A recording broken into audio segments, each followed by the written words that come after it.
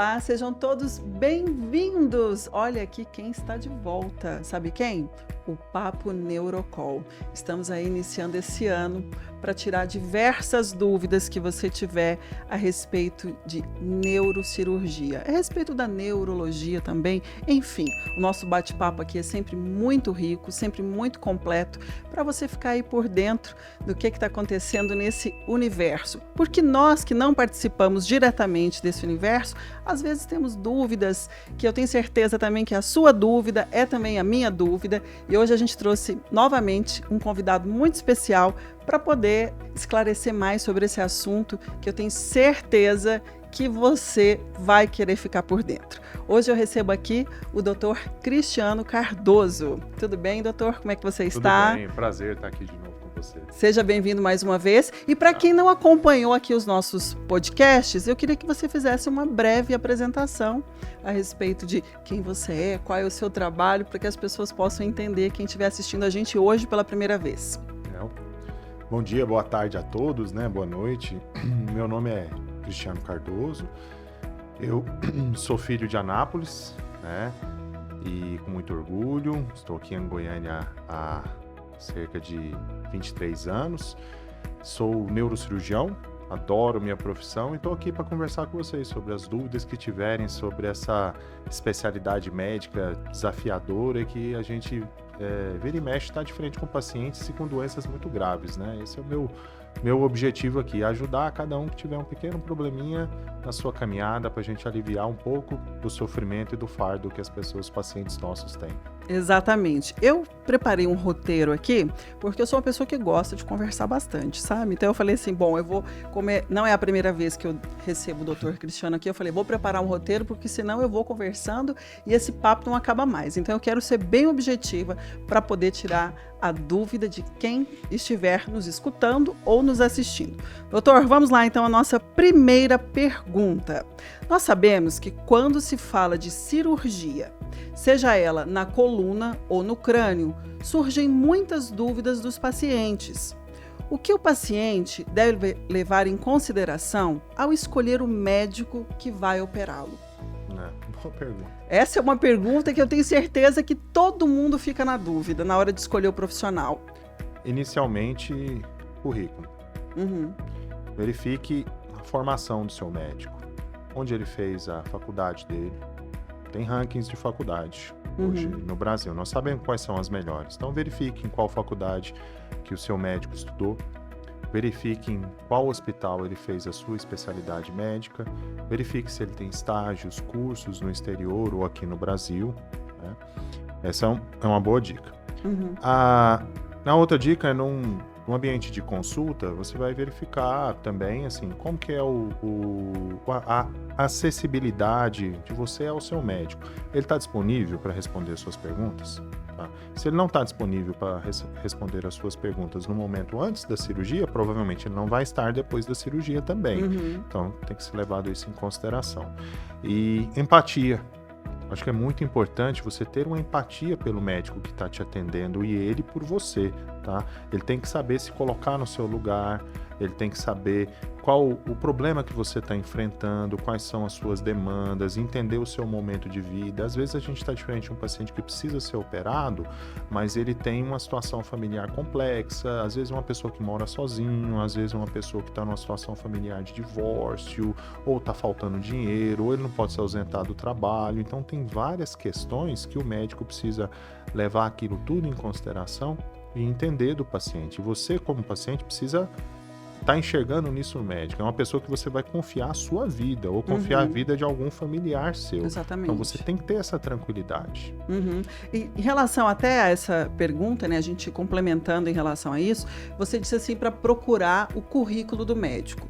O que é o indicado? Porque hoje a gente tem esse veículo de comunicação aqui chamado internet. Então procurar o currículo aonde? Pegar o CRM do médico ou então entrar na internet e fazer uma consulta rápida. Como que é feito essa busca por essa capacitação médica? Não, facilmente qualquer médico de respeito, de boa reputação, ele vai ter um site, ele vai ter as informações dele estarão disponíveis, na internet facilmente.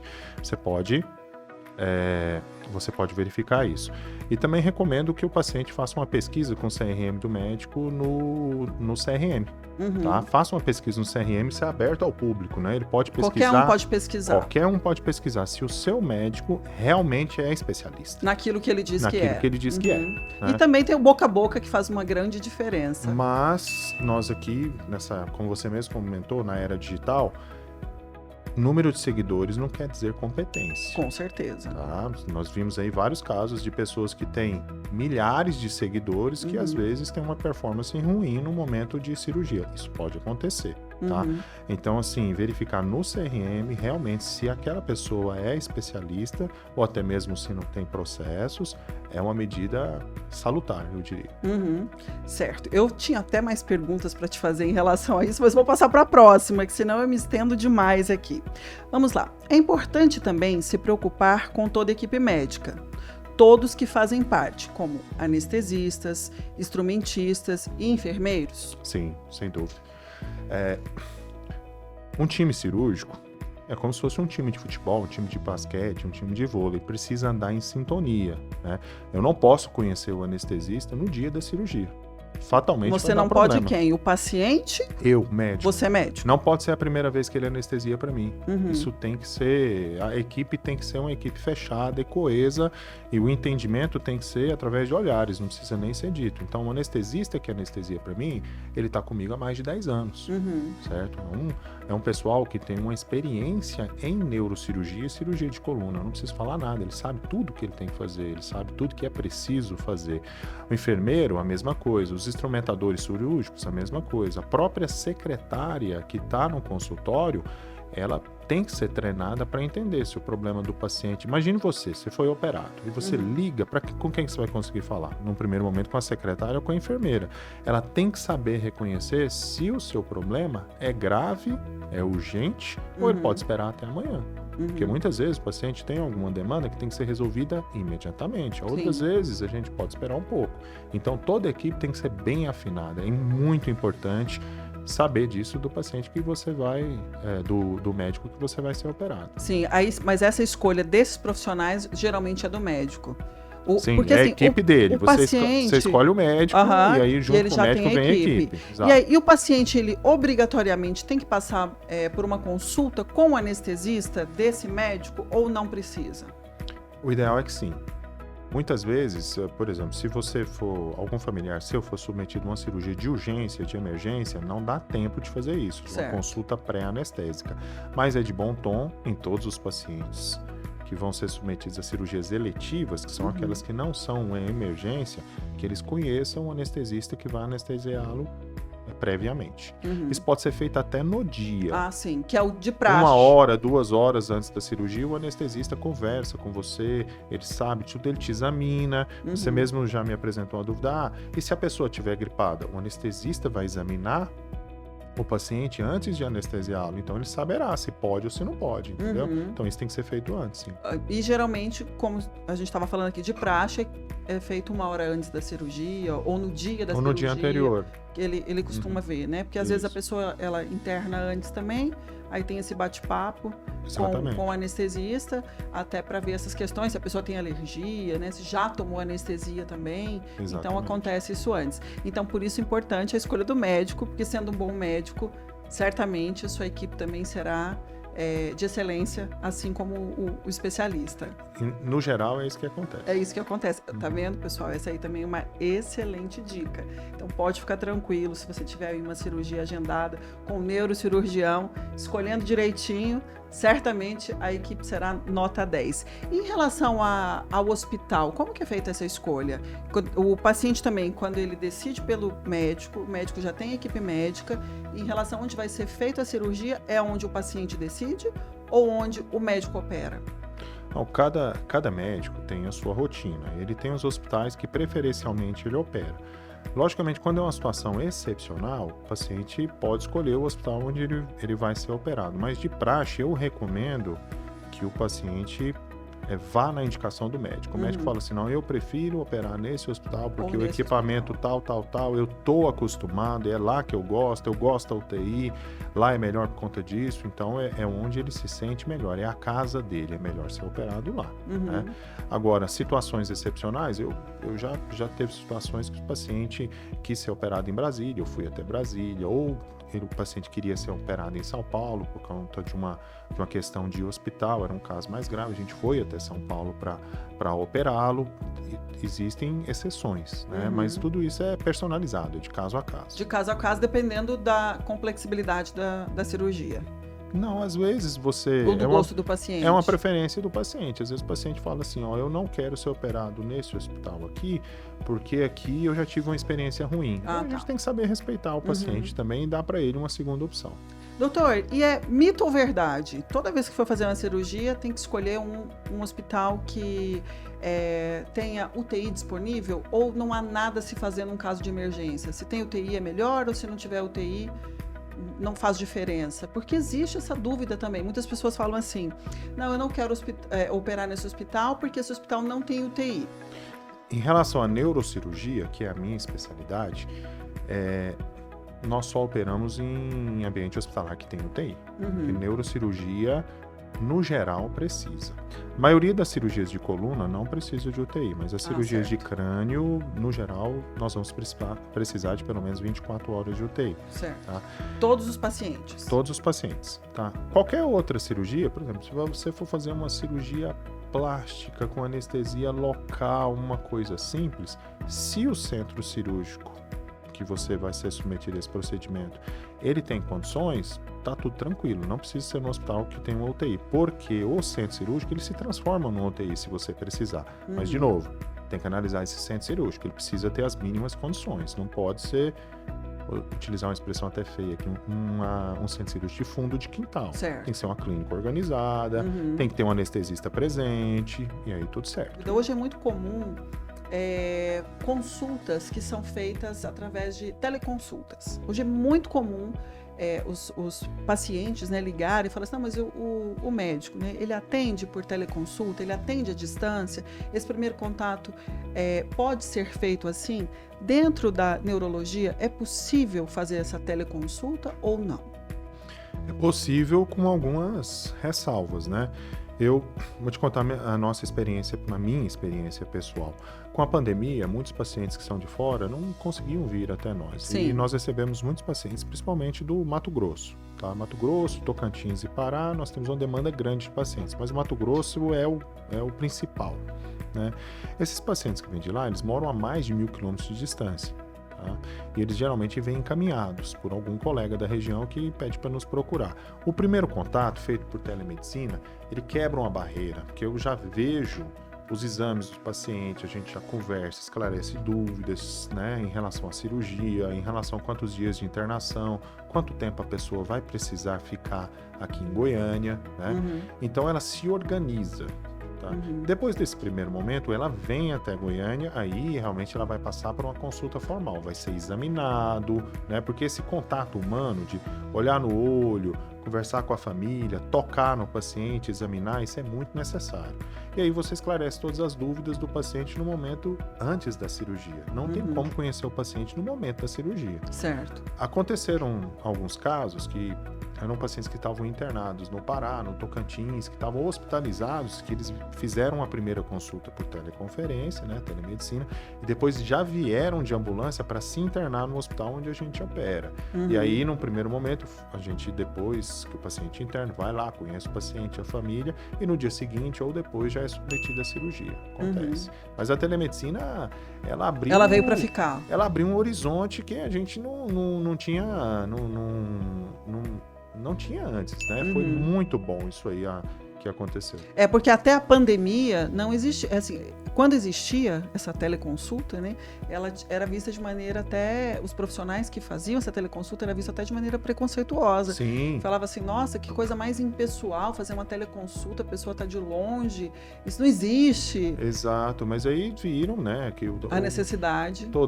Todo obstáculo cria também uma oportunidade, né? Aconteceram os obstáculos e aí vieram as oportunidades. E quem já tinha experiência nisso, né, largou na frente, né, e consegue fazer esse trabalho digital, esse trabalho com telemedicina muito bem. Os pacientes adoram. Imagina você, se foi operado, aí voltou para 1.500 quilômetros de distância, aí você precisa de um retorno com o seu médico. Às vezes é uma dúvida boba. Sim. Você não precisa se deslocar 1.500 quilômetros para vir e depois para voltar. Através de uma teleconsulta, já conheço o paciente, você resolve o problema totalmente. É uma prática que veio realmente para ficar. Veio para ficar. E ela tá bem aceita, assim. Os pacientes adoram. Eu tenho pacientes paciente às vezes de 80 anos de idade que faz muito comigo. mais confortável. Sim. No começo eles tinham um preconceito, vira e mexe eles desligam o celular sem querer, mas a gente vai tocando.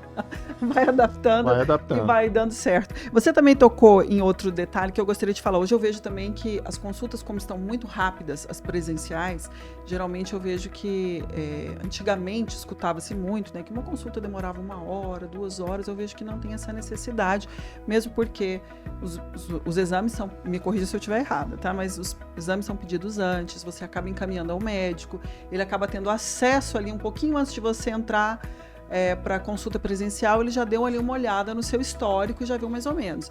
E tem muitas pessoas que reclamam, eu falei assim, eu saí do consultório, o médico não encostou em mim. Nessa prática médica, esse exame, ele é obrigatório para a especialidade de neurologia ou não existe isso? Ou para as outras especialidades também? Olha, quando a gente fala que a consulta é rápida, eu acho que a consulta ela tem que resolver o problema do paciente, a demanda do paciente. Se ela durar 5 minutos ou durar 1 hora... Se resolveu, tá tudo ok. Objetivo cumprido. Então, esse é importante pontuar isso, né? Os pacientes em relação à neurocirurgia, eles chegam já com tomografia e ressonância já na mão, tá? É importante você examinar o paciente, principalmente na primeira consulta, porque você tem que linkar as duas coisas. Você tem que linkar uma alteração no exame com uma alteração do exame físico do paciente. Então, a ressonância ela tem que bater com a reclamação, com a queixa do paciente e também tem que bater com o exame físico do paciente, tá? Então, por exemplo, às vezes você tem um problema na sua coluna cervical, você está reclamando de dor na coluna cervical, mas você chegou com uma ressonância que mostra uma hérnia de disco na coluna cervical, mas também tem hérnia de disco da coluna lombar. Mas sua hérnia de disco da coluna lombar não está te atrapalhando, ela é pequena, ela nem não sabia está que dolorosa, tinha, né? Mas você chegou com a ressonância e eu já vi aquilo. Eu vou tratar essa hérnia de disco lombar? Eu vou operar a hérnia de disco lombar? Não, provavelmente não. Nós vamos endereçar a hérnia de disco cervical. Aí nós vamos avaliar, junto com o seu exame físico, qual que é o melhor tratamento para você, que muitas vezes nem é cirurgia. A gente não opera um exame, a gente não trata um exame, a gente trata o paciente, é o que ele está reclamando. Então, por isso que tem que examinar e tem que ver o paciente. Eu preciso examinar o paciente toda vez que ele vai no meu consultório? Não. Tá? Muitas vezes na primeira consulta ou quando ele tem uma queixa específica. Doutora, a consulta toda vez tem que durar 1 hora? Não. Ela pode ser mais prática, ela pode ser mais rápida, mas a demanda do paciente tem que ser resolvida. Imagina você chega no consultório, uma lista de questionamentos antes da sua cirurgia. Eu tenho que te atender e tenho que responder a todos os seus questionamentos, porque se você entrar com dúvida, você já entra receosa, o resultado, a expectativa é muito ruim em relação à cirurgia. Se você entra segura, já sabendo de tudo que vai acontecer, o resultado é outro. Você voltou no consultório depois de 1 ano da cirurgia, eu falei, doutor, tô ótimo, tá aqui minha ressonância, eu vim só para ver se eu posso voltar a jogar beach tênis. Uma consulta mais rápida, nossa, o exame tá ótimo, tá se sentindo bem, pode ir tranquilo pro seu beach tênis, tá? Então tem essas diferenças das consultas. E até falando em relação à consulta, é de praxe ou isso é uma bobagem? Tem que sempre pegar uma segunda opinião ou não? Eu recomendo. Pegar uma segunda opinião? Quando o paciente vem até mim e é um problema muito grave, eu recomendo que ele peça uma segunda opinião. Tá? Ele vai se sentir mais seguro, ele não vai operar com o primeiro médico que ele se consultou, né?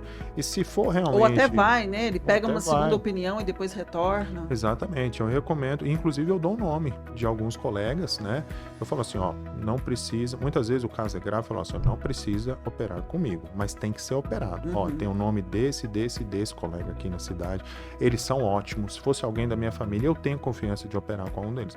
Vá lá e os conheça, tá? Eles vão provavelmente falar a mesma coisa ou algo com pequenas diferenças em relação ao que eu falei, e aí o paciente pode fazer uma decisão consciente. Ele vai operar com quem ele tem mais empatia, com quem ele confiou mais, entendeu? Doutor, ele já chegou no seu consultório de você ser a segunda opinião? Sim, toda hora. E ter uma opinião totalmente contrária do que o primeiro médico disse? Ou existe essa camaradagem no meio médico que você não vai contrariar o especialista, assim? Olha, totalmente contrária... É impossível. Impossível não, mas é muito difícil. Se for um especialista com renome, uma pessoa que preza, que faz a coisa certa, não, geralmente as opiniões são coincidentes, tá? Agora, a gente tem que dar, nós temos que dar a nossa opinião. Já aconteceu, por exemplo, de um paciente chegar no consultório, ó, o doutor fulano falou que eu tinha que operar dessa maneira. O que o senhor acha? Falando assim, olha, eu discordo. Eu acho que tem que ser operado por esse caminho aqui, porque na minha prática, esse caminho eu tô mais confortável, eu já fiz inúmeras cirurgias desse jeito e geralmente dá certo. Agora, por esse caminho aqui, às vezes o doutor lá tem mais experiência e tal, mas eu prefiro desse jeito.